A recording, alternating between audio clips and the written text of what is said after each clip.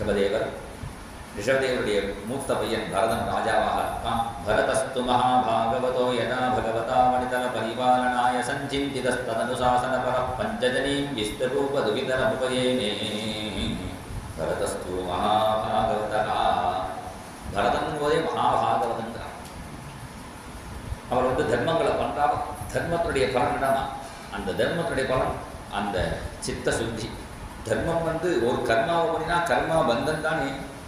எந்த கர்மா நம்ம பந்தப்படுத்துறதோ அதே கர்மாவே கர்ம பந்தம் படுத்தாமல் காப்பாற்றிக்கணுங்கிறார். யோக கர்மசு கௌசலம். கர்மாவை கர்ம யோகமாக பண்ணுங்கிறான் கிருஷ்ணன். கர்ம யோகம்னா என்னன்னா, இந்த கர்மா எனக்குன்னு சொல்லாமல் நம்ம பெரியவெல்லாம் எப்படி அழகாக வச்சுருக்காங்க. ஒரு கர்மா ஆரம்பம் முடிவும் சங்கல்பம் பண்ணும்போதே பரமேஸ்வர பிரீத்தியர்த்தம். எனக்காகன்னு சொன்னால் கூட ஃபஸ்ட்டு பரமேஸ்வர பிரீத்தியர்த்தம் தான் சொல்கிறோம். அப்புறம் முடிக்கும்போது நான் நாராயணாயேதி சமர்ப்பயாமி. இது கர்ம யோகமாக தான் பெரியவாளே அதை செட் பண்ணி வச்சுருக்காங்க. அப்போ அந்த கர்மாவை கர்ம யோகமாக பண்ணினா அது நமக்கு பந்தத்தை ஏற்படுத்தாது. அதுக்கு உதாரணம் பாகவதம் அழகாக சொல்கிறது. ஆமயோ எஸ்ட பூதானாம் ஜாயத்தே ஏன சூரதா. ஒருத்தன் என்ன பண்ணால் நிறைய நெய்யை குடிச்சிட்டான். நெய்யை குடித்து வயத்த வலி வந்துடுத்து.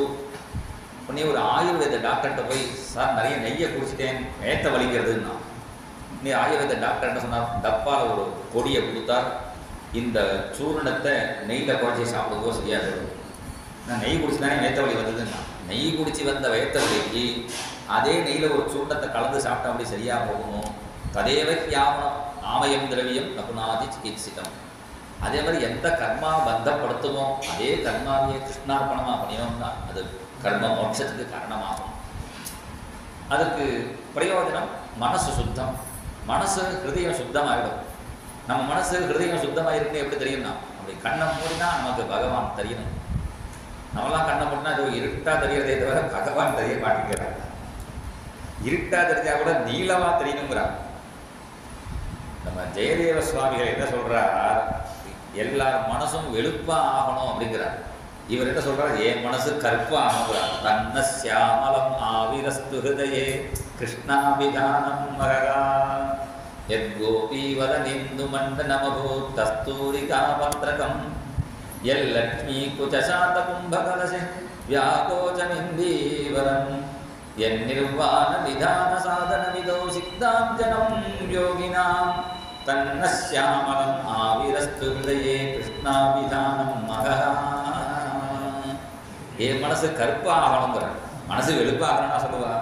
எப்படி கருப்பாகணும்னா அந்த கிருஷ்ணனால கருப்பாகணுங்கிற சியாமலமான ஜோதி. அந்த ஜோதி என்ன, எத் கோபி வதனேந்த மண்டனம் பூ கஸ்தூரிகா பத்திரகம். கோபிகள் நெத்தியில கஸ்தூரி இட்டுக்கிறாளே, அதை அவன் எதை இட்டுக்கிறான்னா கிருஷ்ணனே தான் கஸ்தூரியா இட்டுக்கிறாள். அதனால எஸ் கஸ்தூரிகா பத்திரகம் எல் லட்சுமி குஜசாத கும்ப கலசே வியாகோச்சம் இந்தீவரம். எந்த கிருஷ்ணன் மகாலட்சுமி வட்சஸ்தலத்தில் அவன் மாலை போட்டுருக்காள். இந்தீவரம்னு ஒரு பூ, அந்த பூ மாதிரி வச்சுருக்கான் கிருஷ்ணன் பெருமாளை வச்சுருக்கான். எந்த சித்தர்களுக்கா சித்தாஞ்சனம் யோகினாம் என் நிர்வாண விதான சாதன விதோ சித்தாஞ்சனம் யோகினாம். யோகிகளுக்கு சித்தாஞ்சனமாக எந்த பரமாத்மா எந்த பகவான் இருக்கானோ அந்த கிருஷ்ணன் என் ஹிருதயத்தில் தோன்றட்டுங்கிறார். இப்போ ஹிருதயத்தில் பகவானை சாட்சாத்கரிக்கிறது ரொம்ப முக்கியம். அது ஒரு க்ஷணம் நமக்கு தியானத்தில் வந்தாலே பெரிய பாக்கியம்தான். இவர்கிட்ட எப்படி இருக்காருன்னா, நிஜ புருடகர் லிகிதேன சிவத்தில் எழுதின சித்திரம் மாதிரி பகவான் தரிசனம் கொடுக்குறாராம். அப்படி பகவானை ஹிருதயத்தில் பார்த்துட்டே இருந்தால் லௌகிக காரியம் ஒன்றும் பண்ண முடியாது. அதனால் லௌகிக காரியம் பண்ண முடியாமல் பையனிடத்தில் ராஜ்யத்தை கொடுத்துட்டு நேபாள தேசத்தில் கண்டகி நதி தீரத்தில் அஷ்டாங்க யோகம் அபியாசம் பண்ணிட்டுருக்கார். யமம் நியமம் ஆசனம் பிராணாயாமம் பிரத்யாகாரம் தாரண தியானம் ஓய்வுதான். தியானம்னா காலம்பர கண்ணை முடினா சாயங்காலம் வரைக்கும் கண்ணை முடி தியானம் பண்ணலாம். இப்படி என்னதான் பண்ணினாலும் கடைசியில் ஒன்று இருக்குது, தலையெழுத்துன்னு ஒன்று இருக்குது. அது ரொம்ப மாற்றுறது ரொம்ப சிரமம். அது தலையெழுத்துன்னு சொல்கிறதா அது பகவானுடைய கருணைன்னு சொல்கிறதா தெரியல. ஏன்னா சில பேரை வச்சுட்டு நமக்கு பாடம் சொல்கிறாங்க. அவ்வளோ தியானம் பண்ணினவரே கடைசியில் இப்படி விழுந்துட்டாருன்னா நம்ம எப்படி ஜாக்கிரதையாக இருக்கணும் அப்படிங்கிறது நமக்காக உள்ள பாடம். அதனால் தியானம்ங்கிறது ஆக்கிரகம் பண்ணி பண்ணுற தியானம். அன்பு என்கிறது ஈஸியாக வரக்கூடிய தியானம். அதனால் அன்பு செலுத்தணும் பக்தி பண்ணணுங்கிறார். ஹடம் பண்ணி தியானம் பண்ணுறதுங்கிறது யோகம்.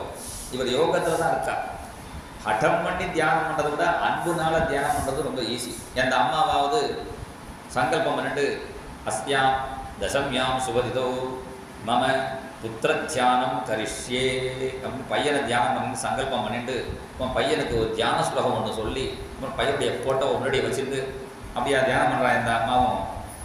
அவன் என்ன அந்த அம்மாவுக்கு எப்போ பார்த்தாலும் பையனுடைய தியானம் தான். அவன் இங்கே இல்லை, ஃபாரின்ல இருந்தால் கூட சாப்பிட்டானா தூங்கினானா என்ன பண்ணானோ, இன்னும் இவன் சமையல் பண்ணிட்டே இருப்பா அது பண்ணிட்டே இருப்பா. ஆனால் தியானம் சின்ன குழந்தையா தான் ஸ்கூலுக்கு போச்சு என்ன அதோ ஒரு சண்டை போடாமல் ஒன்றுமே எங்கேயோ அப்படின்னா ஒரு அம்மா பையனை தியானம் பண்ணுறதுக்குன்னு சங்கல்பமாக பண்ணுறா, தியான ஸ்லோகமாக சொல்கிறா, தானாகவே நடக்குது. நான் கொஞ்சம் அண்ணா சொல்கிற மாதிரி கொஞ்சம் பாலிஷாக சொல்கிறேன். ஆதிசங்கரன் சூப்பராக சொல்கிறார், ரொம்ப ரசமாக சொல்கிறார். அவர் தான் பரம ரசிகர் ஆதிசங்கரன். அவர் என்ன சொல்கிறார், புதுசாக கல்யாணம் ஆன பையன் எப்படி ஆத்துக்காரியை தியானம் பண்ணிட்டே இருக்கும். அவருக்கு இது அனுபவமே இல்லை. ஆதிசங்கரன் இதை உதாரணம் சொல்கிறார். புதுசாக ஒருத்தன் கல்யாணம் பண்ணிட்டவன் அவன் ஆஃபீஸ் ஒர்க் பண்ணியிருந்தாலும் எப்போ ஆத்துக்காரி அப்படி தியானம் பண்ணிட்டே இருப்பானோ அது மாதிரி அப்படிங்கிறார் ஆதிசங்கரன். அது என்ன, அது பிரேமையினால் வர தியானம். அதனால பிரேமையினால் வர தியானம் நிற்குமே தவிர ஹடம் பண்ணுற தியானம் விட்டு போயிடும். அதை காட்டுறதுக்காக இவ்வளோ தியானம் பண்ணினார். கடைசியில் என்னாச்சு, ஒரு நாளைக்கு காலகாலத்தில் சந்தியானம் பண்ணிட்டு இருக்கா. ஒரு கர்ப்பவதியான மான் தண்ணீர் குடிக்க வருது. அப்போ ஒரு சிம்ம கருதினை கேட்டு அந்த மான் அந்த நதியை அப்படி தாண்டுறது. தாண்டும் பொழுது ஒரு பிரசவம் ஆகிடுத்து. மான்குட்டி இக்கரையில் விழுந்து அக்கறையில் அம்மா மான் விழுந்து போயிடுச்சு. இந்த மான்குட்டியை கஷ்டப்படுறதை பார்த்தார், அதை கரையேற்றி விட்டார். அதோடு நிறுத்திருக்கலாம். இந்த மான்குட்டியை காப்பாற்றுறதுக்கு யாருமே இல்லையே, நான் தானே பார்த்துக்கணும் என்று நினைச்சிட்டு மான்குட்டியை அழைச்சிட்டு போனார். அதன் பிறகு ஒவ்வொரு தியானம் ஜபம் எல்லாம் ஒன்று ஒன்றா விட்டு போயிடுது. முன்னாடிலாம் ஹரித்தியானத்தில் இருந்தவர் இப்போ ஹரிண தியானமாக போயிட்டார். முன்னாடி சமக்கிராமப்பதிக்கு பால் வாங்குறவர் இப்போ மானுக்கு பால் வாங்க ஆரம்பிச்சிட்டார். முன்னாடி அருகம்புல்லாம் பறிச்சுட்டார் பூஜைக்கு, இப்போ மானுக்கு அருகம்புல் பறிச்சுட்டு இருக்கார். இப்படி அவரை எல்லாத்தையும் மறந்து மானோடையே எடுத்தார். கடைசியில் மான் என்ன எடுத்தோம், அது கொஞ்சம் வயசான இனத்தோடு தானே செய்யணும். அந்த மான் இனம் வந்து ஒரு பெண் மானை பார்த்து ஓடி போயிடுச்சு. நம்மளும் தான் பசங்களை அப்படி வளர்க்குறோம். கடைசியில் அவன் எங்கே அப்படி போயிடுறா ஐயா பார்த்துட்டு. கடைசியில் அந்த மான் போன உடனே மான் போன துக்கத்தில் படுத்த கொடுக்கியை அழித்தால் பையன் கூட டயத்துக்கு வரமாட்டான். அந்த மான் வந்து நிற்கிறது. ஆத்மஜனிவ அனுசோச்சந்தம். மான் பார்த்தா ஆஹா பக்கத்தில் வந்து நிற்கிறது. அதுவும் கண்ணீர் விட்டு நிற்கிறது. அந்த மானை பார்த்துட்டே அதை நினச்சிட்டே உயிரை விட்டார். அதனால் மானாக பிறந்தான். இது ரொம்ப கஷ்டம்.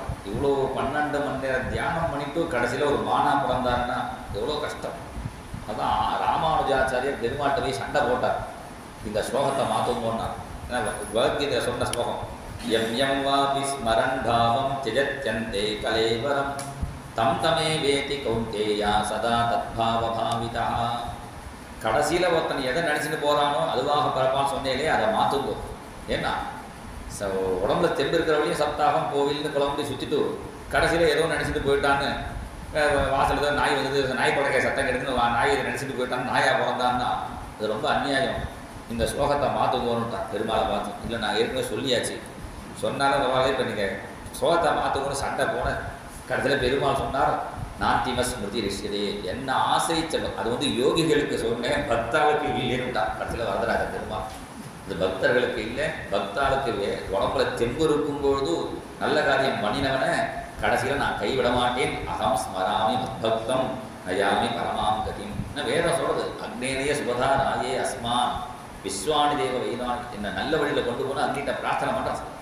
அதனால் அந்த அக்னி ரூபத்தில் கிருஷ்ணன் சொல்கிறான், அகம் ஸ்மராமி.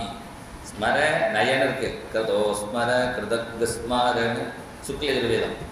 அதே அக்னேயன் 2 மந்திரம் இருக்கு. அந்த 2 மந்திரத்துக்கு பதிலாக ஸ்மராமி நயாமி.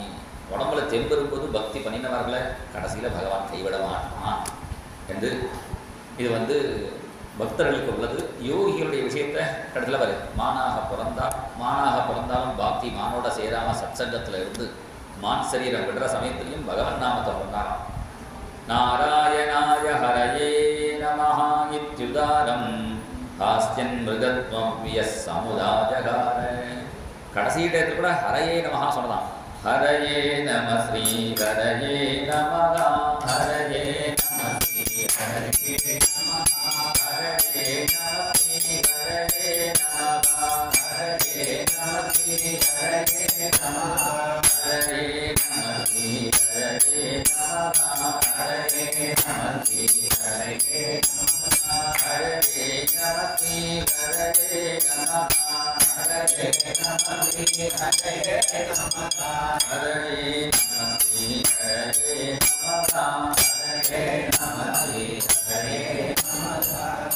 பாகவதத்தில் பார்த்தா ஒரு மான் ஸ்தோத்திரம் பண்ணினதுன்னு இருக்கு, அவன் பின்னாடி ஒரு யானை ஸ்தோத்திரம் பண்ணினதுன்னு இருக்கு. ஒரு யானை பண்ணின ஸ்தோத்திரம் இதெல்லாம் யானை ஸ்தோத்திரம் பண்ணுவாங்க. யானை பிளிரும், மான் ஏதோ சத்தம் கொடுக்கும். பாகவதத்தில் தான் யானை ஸ்தோத்திரம் மான ஸ்தோத்திரம்லாம் சொல்கிறாங்களேன்னு. அது சாதாரணமான பக்தி மான். அது பக்திமானாக இருக்கிறதுனால மான ஸ்தோத்திரம் பண்ணுறது. அதுலேருந்து தான் பக்திமான்னு வந்துன்னு நினைக்கிறேன். இந்த பதம் பக்திமான்னு சொல்கிறேன். இது மான்னு சேர்க்கணும். அது மது பிரத்தியத்தினால பக்திமான்னு அப்படி வருது. அது வேற விஷயம். சமஸ்கிருத ரீதியில் அப்படி பொதுவாக பக்திமான்னு சொல்கிறோமே, அந்த மான் தான் பக்தி பண்ணிட்டு தான். ஹரையே நம ஸ்ரீ ஹரையே நமஹா. மான் எப்படி ஸ்தோத்திரம் பண்ணணும்னா அது மனசுனால நினைச்சது, அதை நினைக்கிறத பார்த்து சுகர் நமக்கு சொல்கிறார். யானை மனசனால நினைக்கிறது, அதை நினைச்சதை பார்த்து நமக்கு சுகர் சொல்கிறா. அந்த யானை ஸ்தோத்திரம் மான ஸ்தோத்திரம். நம்ம தமிழ்நாட்டில் உள்ள சிவக்ஷேத்திரம்லாம் பார்த்தான்னா மனுஷியல் பூஜை பண்ணாலே ஜாஸ்தி இல்லை. கர்க்கடகேஸ்வரன் ஒரு கோவில் இருக்குது திருவசநல்லூரில், நண்டு பூஜை பண்ணிக்காங்க. இன்னொரு கோவில் பார்த்தா திருவெரும்பீஸ்வரன், திருவெரும்பூர்னு பேர். திருவெரும்பூரில் எறும்பு பகவானை பூஜை பண்ணினதுன்னு இருக்குது. இன்னொரு திரு ஆணைக்காவல், ஆணை பூஜை பண்ணினது. அந்த யானை மறுபடியும் ராஜாவை பிறந்து அந்த யானை பூஜை பண்ணா அந்த யானைக்கு கூட இன்னொரு போட்டியாக இன்னொன்று சிலந்தி இருக்குது. அந்த சிலந்தி மறுபடியும் ராஜாவாக பிறந்து யானை போக முடியாத கோவில்லாம் கட்டினதுன்னு, மான கோவில்லாம் கட்டினதுன்னு நம்ம தஞ்சாவூர் டிஸ்ட்ரிக்ட் நிறைய இருக்குது. இப்போ விஷயம் என்னடான்னா, இந்த மிருகங்கள்லாம் கூட பூஜை பண்ணுறதுனா மிருகங்கள்லாம் பூஜை பண்ணுறதானா அதுதான் விட்ட குல தொட்டகரன்னு இருக்குது. அது பிராரப்தம். பிராரப்தம்னா ஒருத்தன் ரொம்ப நாளாக மிருதங்க கிளாஸ் படிச்சுட்டு இருக்கான் 5 வருஷமாக, அவனுக்கு இன்னும் ஆதி தானே பிடிபடலை. இன்னொருத்தன் என்னன்னா தானாக ஒரு டோலுக்கு எடுத்தான், டக்கு தட்டினா அவனுக்கு எல்லா தாவும் தானாக வரச்சு. இவருக்கு எப்படி வந்ததுன்னா அதுதான் விட்ட குல தொட்டகரன்னு. அதனால பூர்வ ஜென்மம் அடுத்த ஜென்மம் இருக்குங்கிறதுக்கு இது பிரமாணம். விவேகாதத்தை பூர்வ ஜென்மம் இருக்கு. பாக்கிய மதத்தில் பூர்வ ஜென்மமும் கிடையாது, அடுத்த ஜென்மமும் கிடையாது. நீ போனால் நரகத்துக்கு போனால் போனது தான், அல்லது சொர்க்கத்துக்கு போனால் போனதான், மறுபடியும் நீ ஒன்றும் பண்ணவே முடியாதுன்ற மாதிரி இருக்குது. அப்படின்னா அந்த எப்படி கருண தெய்வமாக ஆகும்? நீ ஒரே தெரியாக ஒரு மீளாத நரகத்தில் தள்ளினாலும் அவர் கருணை உள்ளவர்கள் எந்த அந்த அடுத்த ஜென்மம் உண்டு, உன்னை நல்லவனாக்கி திருத்தி எப்படியா சேர்த்துப்பான்னு சொன்னாலே உண்டு. நீ அந்த மதத்தில் சேரலைன்னா பாக்கியெல்லாம் நீ நரகத்துக்கு தான் போவேன்னா அப்போ உண்மையான அப்பாவே கிடையாது, அது உண்மையான கர்த்தாவும் கிடையாது. தன்னு பேர் வச்சுக்கலாமே தவிர உண்மையான கர்த்தாவாக ஆக முடியாது. அப்போ விஷயம் என்னன்னா அடுத்த ஜென்மமும் ஒன்று உண்டு, அவனை எப்படியா கரையேற்றுவேன் என்று தான் பகவான் சொல்கிறான்.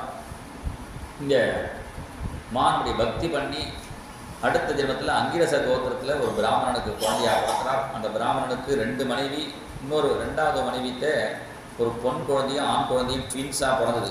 இந்த ஜடபரதி கூட ஜடபரதி பிறந்தான். அந்த ஜடபரதியை பற்றி தெரியல. இந்த ஜடபரதரை பற்றி தான் கதை நமக்கு வேண்டியதுனால அவரை பற்றி சொல்கிறார். பிறந்ததுலேருந்தே ஞானியாக இருக்கான். ஏன்னா போன ஜென்மால யமம் நியமம் ஆசனம் பிராணாயாமம் பிரத்யாகாரம் தாரண தியானம் வரையும் வந்துட்டான். இன்னும் சமாதி ஒன்று தான் பாக்கி இருக்குது. அந்த சமாதி பிறந்ததுலேருந்தே வந்துருத்தவர். இப்படி இருந்த குழந்தை அப்படி சமாதியிலே இருந்தால் அப்பா அம்மாவுக்கு என்ன தெரியும்?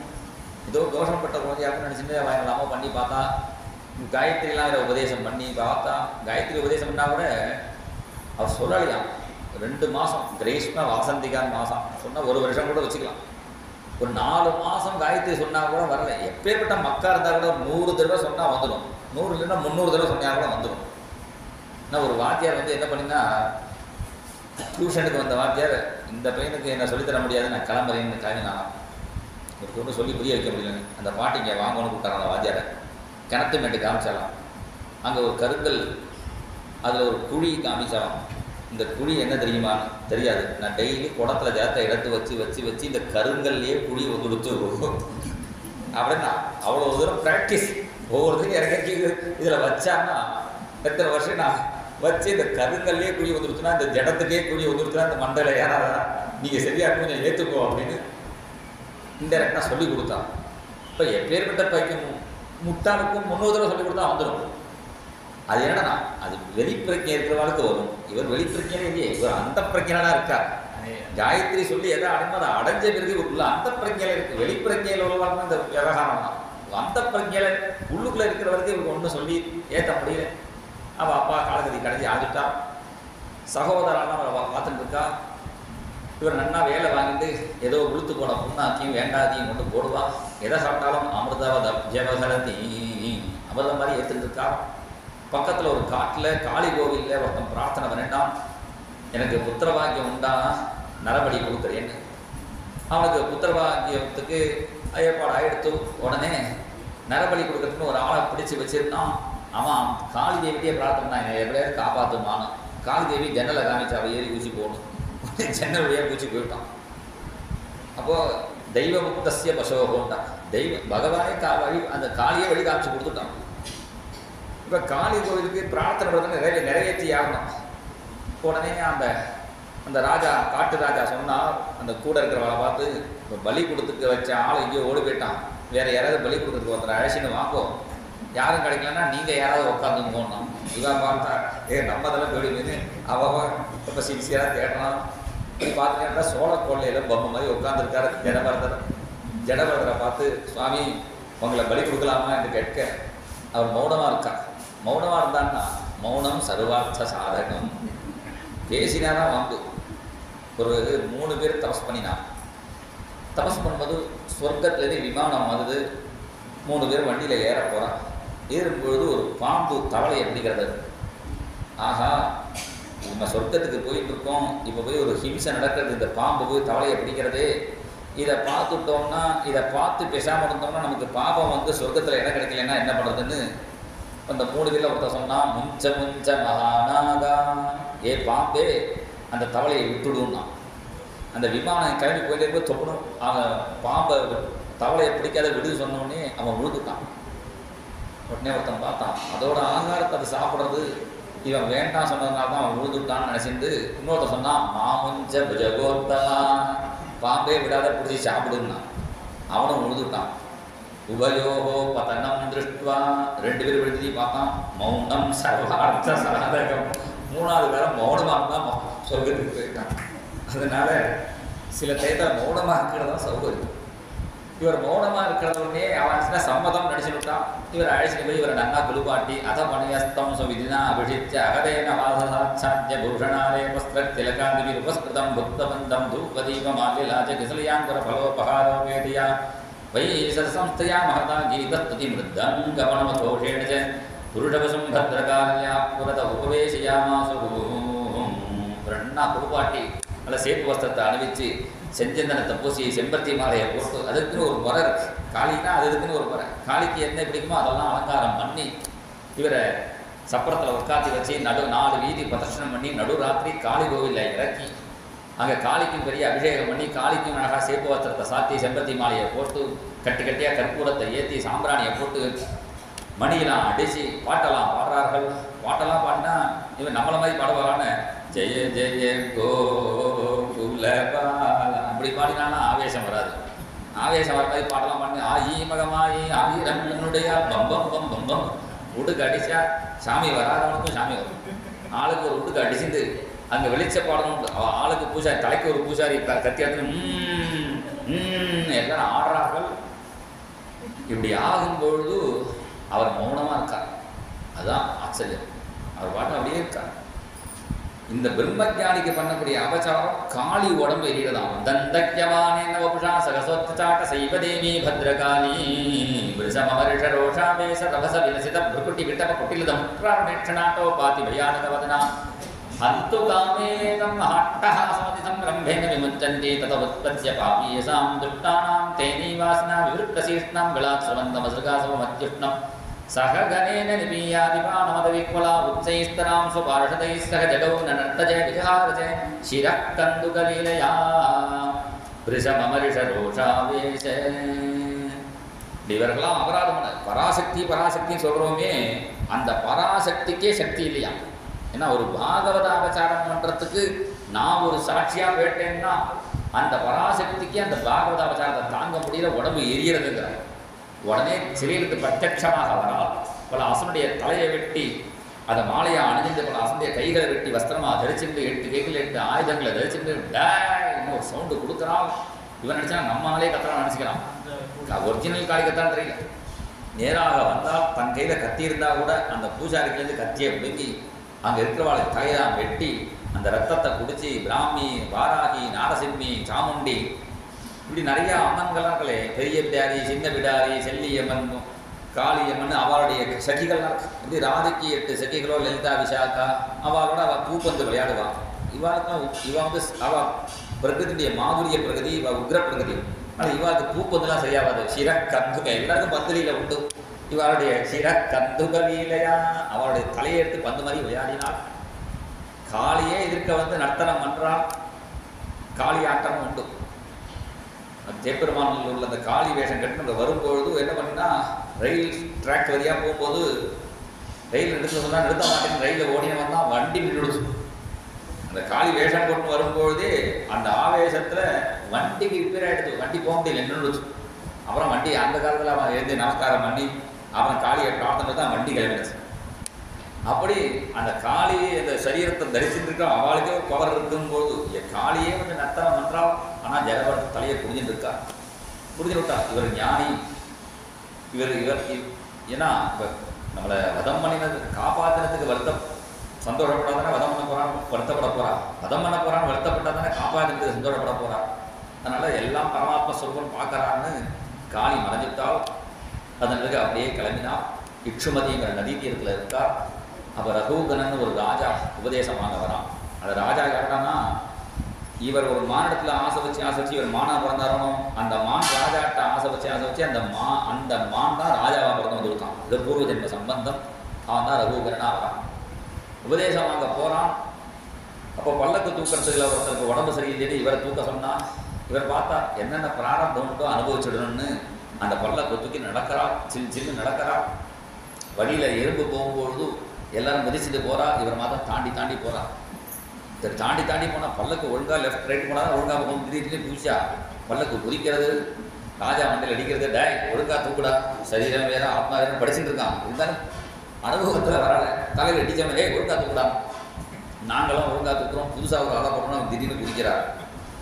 உடனே ராஜா கதவை திறந்து பார்த்தா இந்த சோனி பையில் போட்டாங்கன்னு பார்த்தா இவா சம்ஹரணம் நல்ல குண்டாட்டம் இருக்கா. இவருக்கு நான் ஒட்டியாவே தூக்கலாமேன்னு அவன் ஒழுங்காக தூக்கிறியா அவன் தலையை வெட்டட்டுமான்னா அவர் சொன்னார், என்னோட தலையை வெட்டலாம், என்னை வெட்ட முடியாதுன்னா. ஏன்னா என்னோடது வேற, நான் வேற. இப்போ என்னோட வேட்டி, என்னோட மொபைல்னா என்னோடது வேற, நான் வேற. என்னோட வீடுனா வீடு வேற, நான் வேற. இது மாதிரி என்னோட தலை வேற, நான் வேற. என்னை ஒன்றும் பண்ண முடியாதுப்பா. நான் ஆத்மஸ்வரூபம்னா இதை சொன்னால் அவன் புரிஞ்சுட்டான். இதை சொன்னால் புரியாது.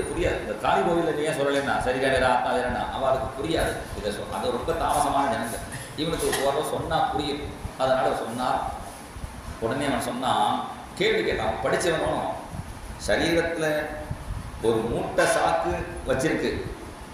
அந்த ஒரு மூட்டை சாக்குலேருந்து ஒரு படி அரிசியை எடுத்து அடுப்பில் பானையை வச்சு ஜலத்தை விட்டு அதை அரிசியை போடுறான்.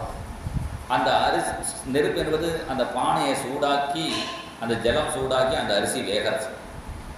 அது மாதிரி முக்த ஜீவன் தனியாக அந்த சாக்கில் இருக்கிற ஜீவன் இருக்கே, அவள் முக்த ஜீவன், அவளுக்கு கஷ்டம் இல்லை. இந்த சரீரமாகிய பானைக்குள்ளே இருக்கே அது பத்த ஜீவன் இருக்குது. அந்த சரீரமாகிய பானைக்குள்ளே இருக்கிற அந்த அரிசி வேகிற மாதிரி ஸ்தால்யக்னிதாபாத் பயசோபிதாபா தத்தாபதஸ்தண்டுலகர்பரந்தி தேகேந்திரியாஸ்வாசய சன்னிகர்ஷாத் தத் சம்சதி புருஷஸ்யானுரோதாத். அது மாதிரி இந்த சரீரமாகிய பானைக்குள்ளே இருக்கிற ஜீவனுக்கு கஷ்டம் வரத்தானே வரும். வெளியில் மூட்டையில் இருக்கிற அரிசி ஜீவன், அது மாதிரி இந்த சரீரமாகிய பானைக்குள்ளே இருக்கிற ஜீவனுக்கு சுகதுக்கம் வருமே என்று கேட்க அதுக்கு ஜடபரதரை பதில் சொல்லலை, நம்ம ஆலங்குடி பெரியவா பதில் சொன்னார். இந்த அரிசிக்குள்ளே இருக்கிற பானையில் அரிசி இருந்தால் வேகும், தெரியாமல் பருப்பு போட்டால் வேகும். ஆனால் இந்த மாமி சரியாக களையாமல் போட்டு ஒரு கல் விழுதுடுத்துனா அந்த கல் வேகாது. சாப்பிடும்போது படக்குன்னு பண்டை வந்து மாட்டும். ஏடா அது விஜாதி. ஒரே ஜாதியாக சஜாத்தியமாக இருந்தால் வேகுமே தவிர விஜாத்தியமாக இருந்தால் வேகாது. அது மாதிரி சரீரமாகிய பானுக்குள்ள இந்த ஜீவன் இருந்தாலும் இது வந்து விஜாதிப்பா, இந்த ஆத்மஸ்வரூபம் அது கஷ்டப்படாது என்று சொன்னால் சொன்னால் புரியறதே தவிர அனுபவத்தில் வரலையே. அதுக்கு என்ன வழின்னா கஷ்டம் சொல்கிறா. ஆத்மாவுக்கும் கஷ்டம் இல்லைங்கிறா, சரீரத்துக்கும் கஷ்டம் இல்லைன்னு தெரியுது. ஏன்னா செத்து போன பிறகு சரீரத்தில் தண்ணியை கொட்டுறா, நெருப்பை கொட்டுறா, ஒன்றும் தெரியல. அப்போ சரீரத்துக்கு கஷ்டம் இல்லைன்னு தெரியாது, ஆத்மாவுக்கும் கஷ்டம் இல்லைங்கிறா. ஆனால் எல்லாரும் கஷ்டப்பட்டு இருக்கா. இந்த கஷ்டம் எங்கே வருது அப்படின்னு கேட்குறான். இந்த சரீரத்துக்கும் ஆத்மாவுக்கும் நடுவில் மனசுன்னு ஒன்று இருக்குப்பா, அதனால தான் எல்லாரும் கஷ்டப்படுறாங்க. அந்த மனசு இல்லைன்னா கஷ்டமே இல்லை. மனசனால தான் எல்லாம் கஷ்டமாயி இருக்கிறதே பெரிய கஷ்டம் என்ன? ஒரு அப்பா அம்மாவுக்கு குழந்தை போயிடுத்தேன்னா அழுதுகிட்டே இருப்பான். அழுது தூங்கி விட்டா வச்சுங்க கஷ்டமே இல்லை. தூங்கும்போது கஷ்டமே இல்லை. திருப்பி எழுதினோடனே அப்பா குழந்தை போயிடுதுன்னு போய் ஆகும். தூங்கும்போது எங்கே போச்சு கஷ்டம்? தூங்கும்போது எங்கே கஷ்டம்னா தூங்கும்போது மனசு இல்லை, மனசு அழுகி, அதனால் கஷ்டம் இல்லை. மனசை முடிச்சு போது திருப்பி கஷ்டப்படுறோம். இந்த மனசு வேறு இடத்துல போனால் கூட போகிறோம். இப்போ ஒரு மாமிக்கு ரொம்ப இடுப்பு வலி உண்டு, இது கழுத்து வலி உண்டு, ஆனால் சீரியல் பார்த்துட்டே இருப்பான். சீரியல் பார்க்கவே கஷ்டம் இருக்காது. சீரியல் முடிச்சோடனே அப்போ பானம் வலிக்கிறதுப்பா. இடுப்பு வலி அப்போ எங்கே போச்சுன்னா இடுப்பு வலி தான் இருந்தது. அது சீரியல் மனசு சீரியலுக்கு போனோன்னா இந்த தெரியலை. சீரியல் முடிச்சுன்னா மறுபடியும் மனசு உடம்புக்கு வந்தோடனே வலி ஆரம்பிச்சு. இதெல்லாம் மனசனால தான் இவ்வளோ கஷ்டங்களை எல்லாம் அனுபவிக்கிறார்கள். அந்த மனசை கண்ட்ரோல் பண்ணினா போகிறோம்ப்பா. இன்னும் ஈஸியாக சொல்கிறேன் சுவாமி, அது என்ன அடங்குற மாதிரியாக இருக்குது. மனசை அடக்கணும்னு நினச்சா அது குதிரை மாதிரி பறக்கும். தன்யசேவ 60 நோக்கும். இந்த மனசை அடக்கிறதுக்கு ஒரு சுலபமான வழி, அந்த மனசு அடங்கின மகான்கள் கிட்ட போகணும். நம்ம ஆலங்குடி சுவாமிகள், அதே மாதிரி விஜயகோபால சுவாமிகள், அந்த மாதிரி மகான்களுடைய நேரூர் சதாசிவபுரமேந்திர சுவாமிகள், ஆலந்தி ஞானேஸ்வர சுவாமிகள், போதேந்திர சுவாமிகள், இப்படி எத்தனை மகான்களுடைய அதிஷ்டானம் இருக்குது. அங்கே அவள் மனசு அடங்கின அவளுடைய இடத்தவே உட்காந்துருந்தாலே மனசு தானாக அடங்கும். குரோகோ ஹரேகே சரணோபாசனாஸ்திரா ஜெகிவ்யதீகம் ஸ்வயமாத்மமோஷம். அவெல்லாம் போயிட்டா. இப்போ இருக்கிற மகான்கள் யாராவது சொல்லுங்கம்மா, இருக்கிற மகான்கள் யார் இருக்காளோ அந்த மகான்கள்கிட்ட போய் பாகவத் எத்தனை உத்தம ஸ்லோக குணானுபாவா, அந்த பகவானுடைய கதையை கேட்டுகிட்டே இருக்கும்பொழுது மனசு தானா அதில் போயிடுப்பா. அப்படி பகவத் விஷயத்தில் ஈடுபட்டால் மறுபடியும் உடம்புக்கு வராது. அப்படியே பகவத் விஷயத்தில் சிந்தனையிலே இருக்கும்பொழுது உடம்பு விஷயமே தெரியாமல் இருக்கும். அப்படி இந்த மனசு அடக்கிறதுக்கு சுலபமான வழி பகவத் கதாசிரவணம் என்று சொல்லி அந்த மகான்களுடைய பாதகூலியை கொடுக்கணும்னா இந்த திரபதற்கு பாதுலியை தவிர வேற எங்கே போகலாம்? அவருடைய பாதுலியை கொண்டு அந்த ரகுகரணம் ஞானியாக மாறினா கொஞ்ச நாளைக்கு இருந்த ஜடபரதர் பகவத் சரத்தில் ஐக்கியமாயிட்டாங்கிறத பகவானா ஆகிட்டா. பிரம்மவித் பிரம்மைவ பவதி அப்படிதான் உபனிஷத்து. பபூவன் அது பூத காலத்தில் சொல்லலை. பிரம்மவித் பிரம்மைவ பவதினா பிரம்மத்தை தெரியும் பிரம்மனாவே இருக்கா அர்த்தம். இன்னைக்கும் மகான்கள் இருக்கான்னு அர்த்தம். அதனால் அவளுடைய சன்னிதியிலேயே பாகவதம் படித்தோம்னா அவளுடைய ஆசீர்வாதம் நமக்கு கிடைக்கும். அப்படி மகான்களை ஆசிரியிச்சா இதுதான் கிடைக்காதுன்னு வேதமே சொல்லுது. தஸ்மா ஆத்மஜம் அபியர்ச்சிய பூதிகாமஹா. ஞானிகளை ஆசிரியிச்சா அவனுக்கு எல்லா க்ஷேமங்களும் கிடைக்குங்கிறது. அதனால் நமக்கு இந்த திரவரத சரித்திரத்தை கேட்டவாளுக்கு எல்லா பலங்களும் உண்மைதான். ஏதம் பாகவத சபாதிதாவதாத குணகர்மணோ ராஜரிஷேர் பரதஸ்யானச்சரிதம் ஸ்வஸ்தீனம் ஆயுஷ்யம் தன்யம் யசஸ்யம் சொர்க்கியாபவர்க்கியம் வாசனோத்யாச்சாஸ்யவிநந்ததி சர்வாயே வாசன ஆத்மா ஆசாஸ்தேன காஞ்சன பரதைதி. எல்லா க்ஷேமங்களும் கிடைக்கும் என்று சொல்லி பூகோள ககோளத்தில் சொல்லி பஞ்சமஸ்கந்தத்தை பூர்த்தி பண்ணுறான். கோபிகா ஜீவனஸ்மரணம் கோவிந்தா. ஜெய் குரு மகாராஜ் கி ஜெய்.